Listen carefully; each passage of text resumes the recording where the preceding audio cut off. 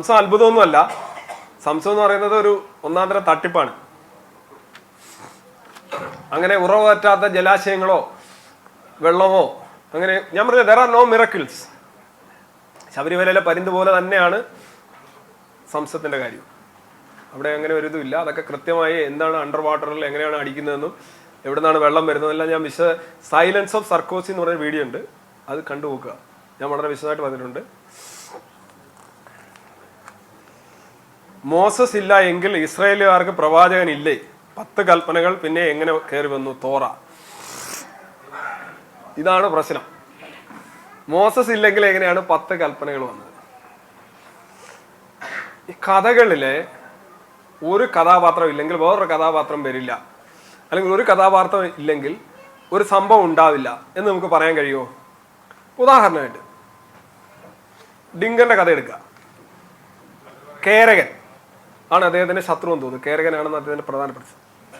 ഇപ്പോൾ ഒരാൾ പറയാം ഡിങ്കനൊന്നും ഇല്ല, ഡിങ്കനൊക്കെ വെറും കഥയാണ്. അപ്പോൾ ചോദിക്കുക ഡിങ്കൻ ഇല്ലെങ്കിൽ എങ്ങനെയാണ് കേരകൻ വന്നത്?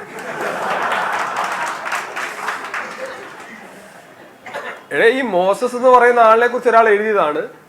അയാൾ തന്നെയാണ് ഈ 10 കൽപ്പന എന്ന് പറയുന്ന സാധനം എഴുതിയത്. അല്ലെ ഒരു കൂട്ടം ആൾക്കാർ, അല്ലെങ്കിൽ ആ സമൂഹത്തിൽ അന്ന് നിലവിലുണ്ടായിരുന്ന ധർമ്മപരമായിട്ടുള്ള മോറലായിട്ടുള്ള കഥകൾ അല്ലെങ്കിൽ ശാസനങ്ങൾ ഒരാൾ എഴുതുകയാണ്. അതൊരു കഥയുടെ രൂപത്തിൽ എഴുതുമ്പോൾ അതിനകത്ത് കഥാപാത്രങ്ങൾ ഉണ്ടാവും. അതിനകത്ത് ഒരു കഥാപാത്രം ഉള്ളതുകൊണ്ടല്ല ഇത് വരുന്നത്. അത് അന്നത്തെ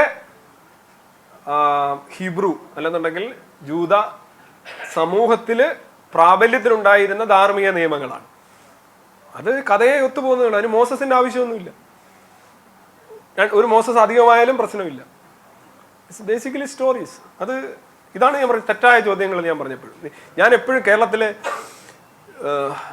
സ്വതന്ത്ര ചിന്തകരോടൊക്കെ പലപ്പോഴും എനിക്കറിയാം എൻ്റെ ഇൻബോക്സിൽ ഒരു ദിവസം ഒരു ശരാശരി 200 മെസ്സേജ് ഒരു ദിവസം വരാറുണ്ട്. അതിനകത്ത് മിക്കവാറും വരുന്ന ചോദ്യങ്ങൾ ഒന്നാണ്, അതെന്തുകൊണ്ട് അങ്ങനെ? ഈ ചോദ്യം എന്ന് പറയുന്നത് ശരിയാണോ എന്ന് നിങ്ങൾ പരിശോധിക്കണം. ഞാൻ വീണ്ടും ആവശ്യപ്പെടുകയാണ്. ഇതൊരു വാലിഡ് ക്വസ്റ്റ്യൻ ആണോ എന്നുള്ള ആദ്യ പരിശോധന നടത്തിയില്ലെങ്കിൽ നിങ്ങൾ റാഷണലിസ്റ്റ് അല്ല. നിങ്ങൾ വെറുതെ അതിനൊക്കെ ഒരു ഉത്തരം പറയാനായിട്ട് പോകരുത്. ഉത്തരത്തിന് ശ്രമിക്കുകയും ചെയ്യാൻ പാടില്ല. ആ ചോദ്യം ശരിയാണ്, അതിനകത്ത് ഓരോ ആറ്റവും ശരിയായിരിക്കണം, ഓരോ വാക്കും ശരിയായിരിക്കണം. എങ്കിൽ മാത്രമേ ആ ചോദ്യത്തിന് ഒരു ഉത്തരം പറയാൻ പറ്റൂ. അല്ലാതെ പോയി വെറുതെ ആവശ്യം ഇല്ല പറഞ്ഞിട്ടല്ലേ പട്ടി കൊണ്ടുവന്നിട്ട് കലത്തിനകത്ത് തലയിട്ടോണം ആയിപ്പോ.